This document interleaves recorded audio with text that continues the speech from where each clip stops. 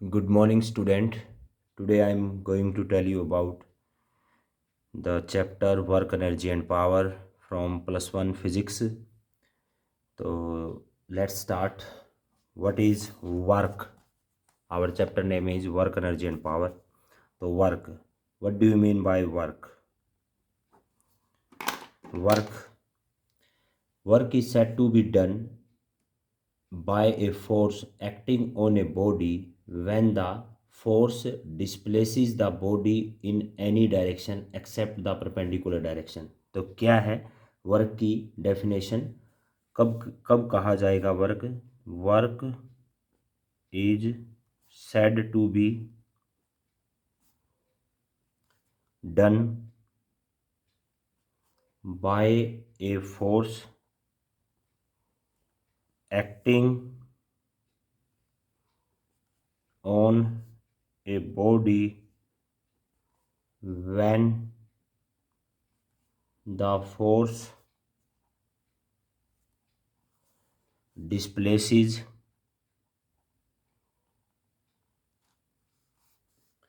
the body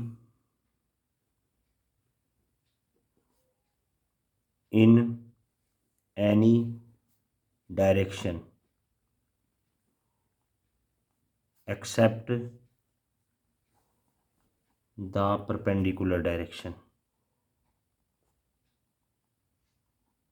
मतलब क्या कहना चाहता है?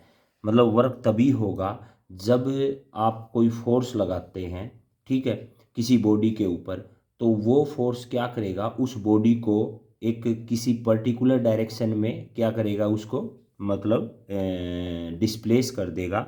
लेकिन कंडीशन ये है कि परपेंडिकुलर डायरेक्शन में वो नहीं उसको डिस्प्लेस करेगा। अगर परपेंडिकुलर डायरेक्शन में होता है तो उस केस में हमारा वर्क नहीं कहलाएगा, ठीक है।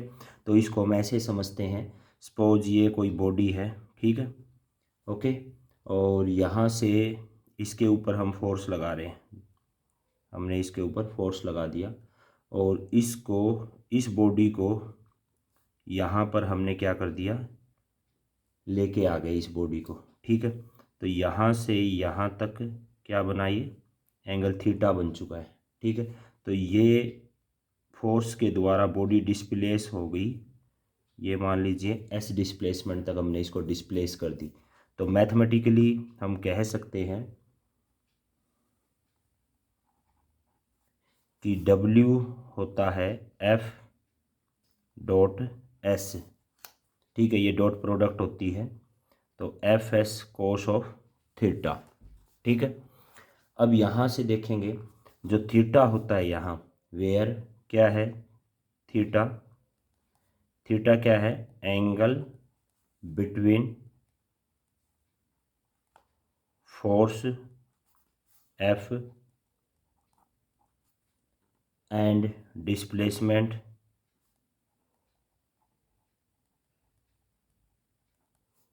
S vector. मतलब कि जो थीटा है यहाँ, ये किस किस के बीच में है, ये डिस्प्लेसमेंट वेक्टर है और ये फोर्स है, तो इसके बीच में एफ और एस के बीच में क्या है, एंगल थीटा बनता है, ठीक है।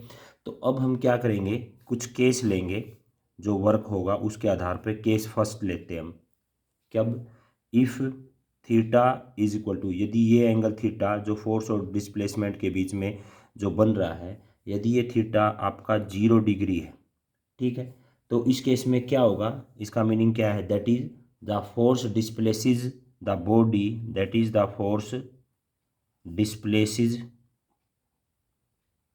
The body in its own direction.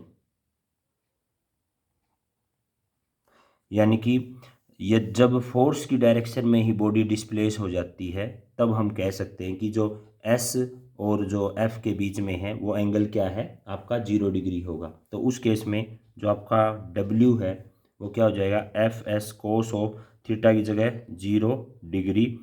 अब यहाँ से आपको पता है कि कोस जो 0 होता है 1 होता है, तो ये सीधा आपका जो डब्ल्यू हो जाएगा एफ एस के बराबर हो जाएगा, ठीक है। तो वर्क इज इक्वल टू आप कह सकते हैं फोर्स इनटू में डिस्प्लेसमेंट। क्लियर है? अब है सेकंड केस लेते हैं हम, केस सेकंड।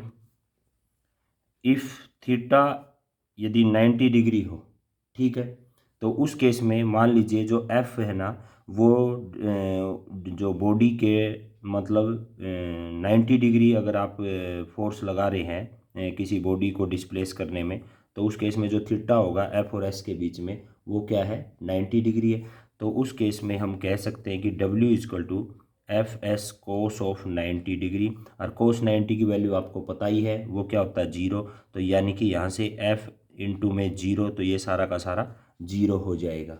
ठीक है, तो इसका मतलब क्या हुआ कि जो आपका ये है जो फोर्स आप अप्लाई करेंगे परपेंडिकुलर डायरेक्शन में, तो उस केस में आपका जो ये वर्क है वो क्या हो जाएगा 0 डिग्री हो जाएगा। ठीक है, तो हम कह सकते हैं no work is done, no work is done if force is perpendicular to the displacement.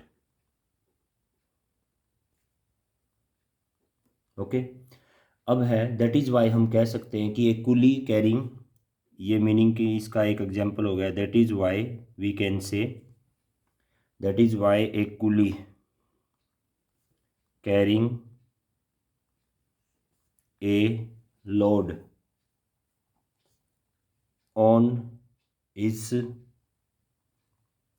head is not doing any work। मतलब क्या है, जो आपने देखा होगा जो कुली होते हैं वो क्या है इस केस में जब थीटा 90 डिग्री हो जाता तो भले ही वो क्या है उसने वज़न उठा रखा, लेकिन साइंस फिजिक्स की टर्म में क्या होगा वो वर्क नहीं कहलाएगा। ओके बच्चों, अब है हम केस लेते हैं अदर कि also work done by the centripetal force acting on a body to move it in a circular path is always 0। मान लीजिए कोई बॉडी है, ठीक है ना, ठीक है, उस बॉडी को आप क्या कर रहे हैं मतलब वो बॉडी है ना कोई सेंट्रीपिटल फोर्स लग रहा है उस बॉडी पे, और उस सेंट्रीपिटल फोर्स की वजह से वर्क डन हो रहा है। ठीक है, तो उसको एक सर्कुलर पाथ में मूव करवाएगा। जो सेंट्रीपिटल फोर्स क्या करता है किसी भी बॉडी को ना सर्कुलर पाथ में मूव करवाता है। तो जब सर्कुलर पाथ में कोई बॉडी मूव करेगी तो उसके द्वारा जो वर्क डन होगा ना वो क्या होगा, इट विल बी द 0 होगा। क्यों? क्योंकि जो डिस्प्लेसमेंट है ना इस केस में ये फोर्स की डायरेक्शन सेंटर की तरफ होगी।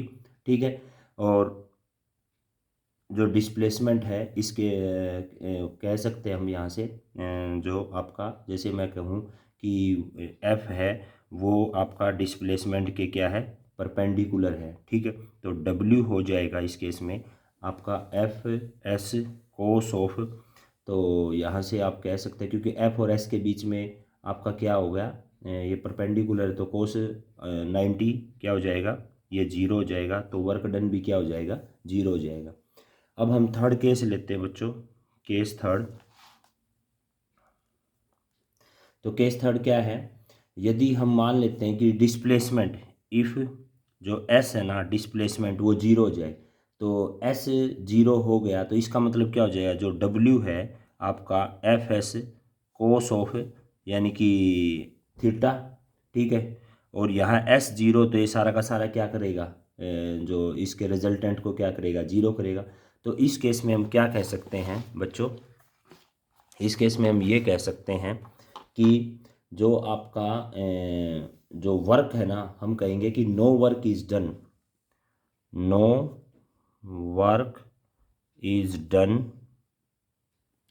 No work is done if no displacement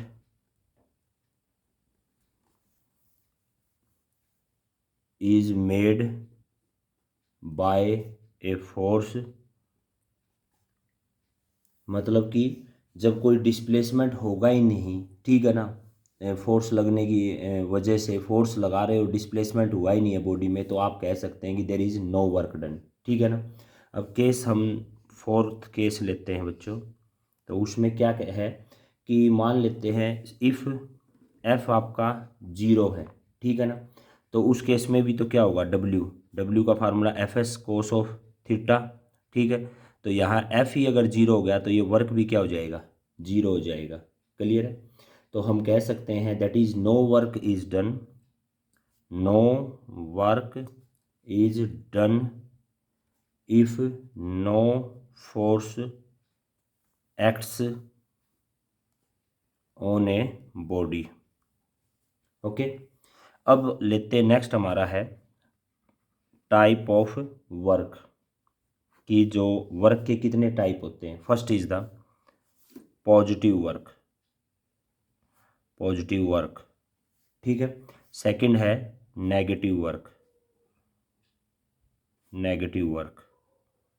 okay, तो पॉजिटिव वर्क क्या होता है, पॉजिटिव वर्क किसको बोलोगे आप, पॉजिटिव वर्क कब होता है पॉजिटिव वर्क, इफ़ जो थीटा है वो अगर 90 से लेस देन होता है तब हम कहेंगे पॉजिटिव वर्क है। तो इस केस में क्या हो जाएगा, जो कोस आपका थीटा है वो क्या होगा, विल बी पॉजिटिव, क्योंकि जब 90 से कम होगा ना इसकी क्या बोलते हैं थीटा की वैल्यू, ठीक है। तो उस केस में जो कोस थीटा है ना वो आपका क्या होगा, पॉजिटिव होगा, ठीक है। तो हम कह सकते हैं therefore W is equal to F S cos of theta, मतलब कि पॉजिटिव वर्क है। सेकंड हम इसका डायग्राम जैसे ऐसे बनाएं, ठीक है ना। तो यहाँ आपको पता जो थीटा है वो लेस देन क्या है, 90 डिग्री है, ठीक है। ये आपका डिस्प्लेसमेंट वेक्टर है, ये आपका फोर्स है, ठीक है ना। तो हम क्या कहेंगे, so work done by force is said to be positive if the applied force और its component act in the direction of the displacement. मतलब क्या है, जैसे ये डिस्प्लेसमेंट की डायरेक्शन है और आप फोर्स इधर लगा रहे हो, तो यानी कि डिस्प्लेसमेंट की डायरेक्शन में ही, जैसे मैं इसको खींचूं हूँ तो ये डिस्प्लेसमेंट है, तो उसी की डायरेक्शन में ही आप फोर्स लगा रहे हैं, तो आप कह सकते हैं कि वो जो वर्क डन हुआ है वो it will be the positive, ठीक है। अब इसका एग्जाम्पल लेते हैं हम। एग्जाम्पल क्या है जो पॉजिटिव वर्क का, आपने देखा होगा, when a body is lifted the work done by the lifting force is positive. जब किसी बॉडी को आप लिफ्ट करते हैं ना तो जो वर्क डन होगा उस लिफ्टिंग फोर्स के केस में वो क्या होगा, पॉजिटिव होगा आपका।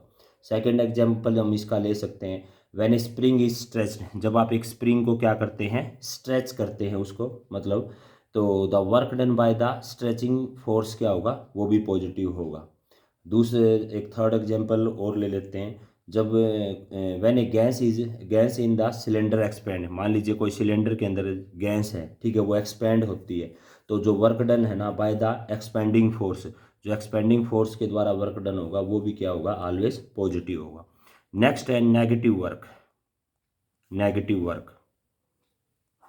नेगेटिव वर्क कब होगा, इफ थीटा अगर 90 डिग्री से ग्रेटर आ जाए तब आपका वर्क क्या होगा, नेगेटिव होगा।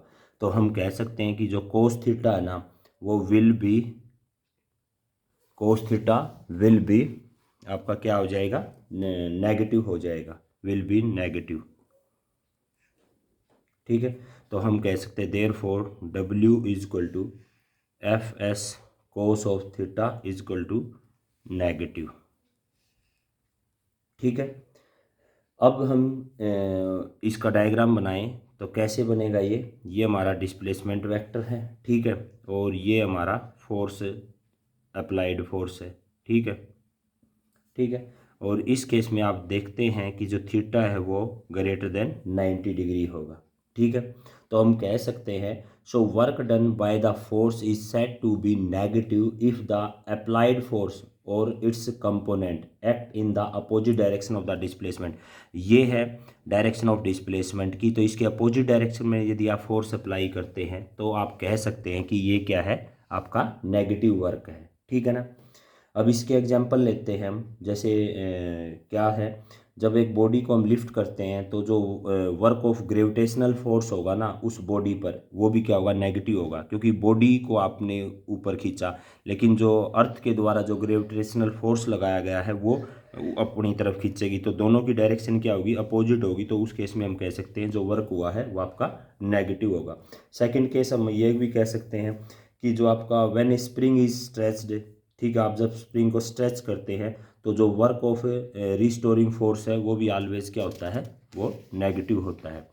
अब है इसके बाद में जो कि इम्पोर्टेंट है आगे, यूनिट्स ऑफ वर्क। तो यूनिट्स ऑफ वर्क में क्या होता है, टू टाइप्स की यूनिट्स होती है। One is the absolute units of work, second है आपका ग्रेविटेशनल यूनिट्स ऑफ वर्क। अब पहले हम लेते हैं एब्सोल्यूट यूनिट ऑफ वर्क, जो एब्सोल्यूट यूनिट्स ऑफ वर्क। तो एब्सोल्यूट यूनिट ऑफ वर्क भी क्या होते हैं, टू टाइप्स की होती है। वन इज द आपका होता है एसआई सिस्टम में जूल।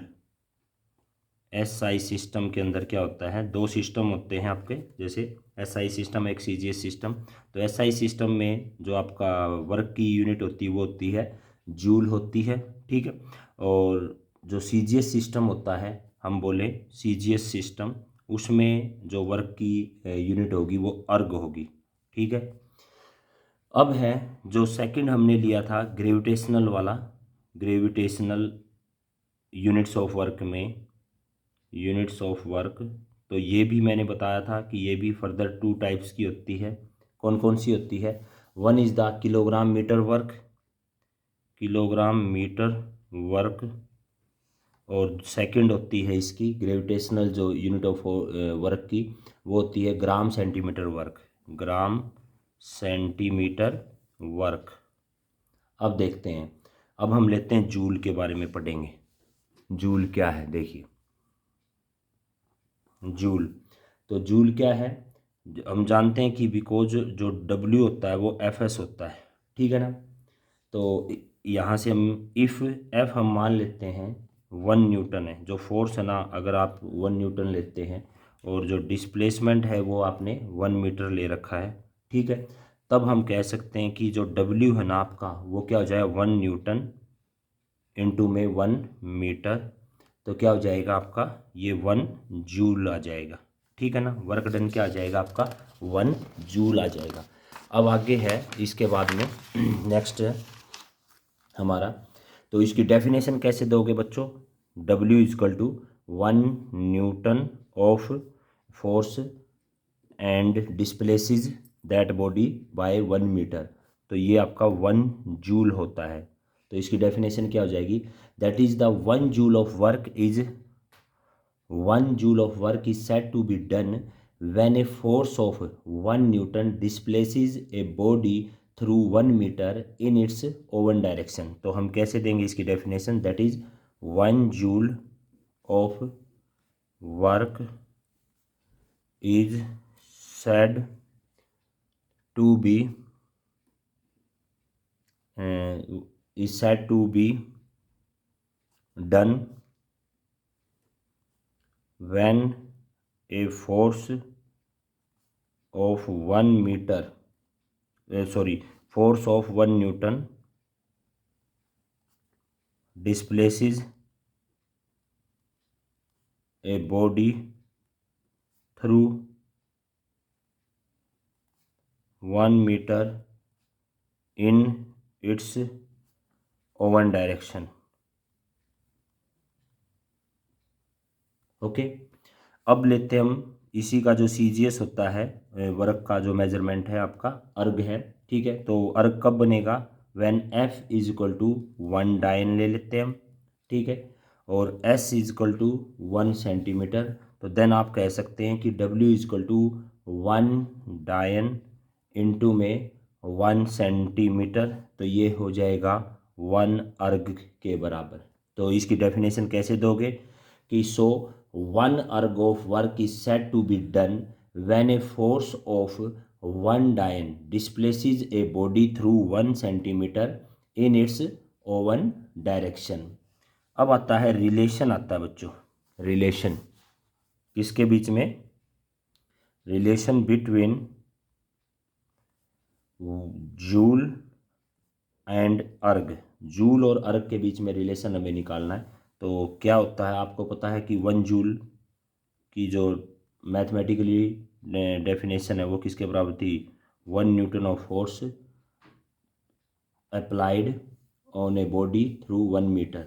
ठीक है, तो ये होता 1 न्यूटन इंटू 1 मीटर 1 जूल। तो आपको पता है जो 1 न्यूटन है ना 10⁵ डायन के बराबर होता है इंटू में, और 1 मीटर 10⁵2 सेंटीमीटर। तो 10⁵ और 10⁵2 ऐड होके 10⁵7 हो जाएगा, और ये हो जाएगा डायन इंटू में सेंटीमीटर। और आपको पता है यहाँ से 1 जूल हो जाएगा 10⁵7 डायन इंटू सेंटीमीटर को हम कहेंगे अर्ग। तो यानी कि एक आपका रिलेशन आ गया कि 1 जूल ऑफ जो रिलेशन होता है वो 10⁵7 अर्ग के बराबर होता है। क्यों, एक चीज़ है ये भी आपने पढ़ चुके हो लेकिन फिर भी बता देता हूँ कि 1 न्यूटन होता है किसके बराबर, 1 kg इंटू में 1 मीटर पर सेकेंड स्क्वायर। क्योंकि फोर्स किसके बराबर होता है, मास इंटू में एक्सेलरेशन। तो मास को हम 1 kg मान ले और एक्सेलरेशन को 1 मीटर पर सेकेंड स्क्वायर मान लेते हैं। ठीक है, अब आपको पता है जो 1 kg होता है ग्राम में हम उसको कैसे लिखेंगे, 10⁵3 ग्राम के बराबर। और जो 1 मीटर होता है वो सेंटीमीटर में करें तो वो 10⁵2 सेंटीमीटर और सेकंड का स्क्वायर है। ठीक है ना, तो यहाँ से 10⁵3 और 10⁵2 ऐड होके 10⁵5 ग्राम और सेंटीमीटर सेकंड का स्क्वायर हो जाएगा। ठीक है ना, तो ये ग्राम सेंटीमीटर पर सेकंड स्क्वायर इसको हम बोलते हैं डायन। तो ये 10 आपका क्या हो जाएगा 5, ये हो गया डायन। इसलिए हमने लिखा यहाँ 1 न्यूटन को क्या लिखा, 10⁵5 डायन के बराबर लिखा है। ठीक है, तो अभी ये नेक्स्ट हमारा किलोग्राम मीटर ऑफ वर्क। ठीक है, तो किलोग्राम मीटर ऑफ वर्क जो हमारी ग्रेविटेशनल यूनिट ऑफ वर्क में फर्स्ट इसका टाइप है, सेकंड इसका ग्राम सेंटीमीटर वर्क है। तो किलोग्राम मीटर वर्क क्या होगा, तो हम जानते हैं कि इफ़ फोर्स के इसके बराबर होता है 1 kg ऑफ फोर्स, और 1 kg ऑफ फोर्स होता है 9.8 न्यूटन के बराबर होता है। ठीक है ना, और एस आपका क्या है 1 मीटर। तो आप कह सकते हैं कि जो डब्ल्यू है आपका 1 किलोग्राम फोर्स इंटू में 1 मीटर। ठीक है, तो ये हो जाएगा 1 किलोग्राम मीटर वर्क। ठीक है, तो यहाँ हम वैल्यू पुट करेंगे तो डब्ल्यू इज इक्वल टू, मैंने बताया था 1 किलोग्राम जो आपका ये होता है फोर्स होता है वो 9.8 न्यूटन के बराबर होता है, और ये 1 मीटर हो गया। ठीक है, तो अब क्या हो जाएगा 9.8 न्यूटन इंटू 1 मीटर, हम लिख सकते हैं इसको 9.8 न्यूटन और मीटर। ठीक है ना, तो न्यूटन में जो मीटर होता है वो क्या होता है जूल। तो यानी कि W इक्वल टू 9.8 आपका हो जाएगा जूल के बराबर। ठीक है, एक रिजल्ट ये हमारा आ गया। तो यहाँ से हम इसको डिफाइन कर सकते हैं कि 1 kilogram metre work is said to be done when a force of 1 kilogram weight move a body through 1 meter in its own direction। यानी कि जो 1 किलोग्राम मीटर वर्क कब कहलाएगा, जब एक फोर्स 1 किलोग्राम वेट का फोर्स है वो किसी बॉडी को 1 मीटर डिस्टेंस पे क्या कर देगा, अपनी ही डायरेक्शन में उसको डिस्प्लेस कर देगा। ठीक है बच्चों, तो आज के लिए बच्चों इतना ही। Thank you. यदि आपको ये वीडियो अच्छी लगे तो प्लीज़ इस वीडियो को लाइक कर देना, मेरे चैनल को सब्सक्राइब कर देना और उसको शेयर कर देना। मेरा चैनल का नाम है फिजिक्स मैथ्स वाला कौशिक। धन्यवाद।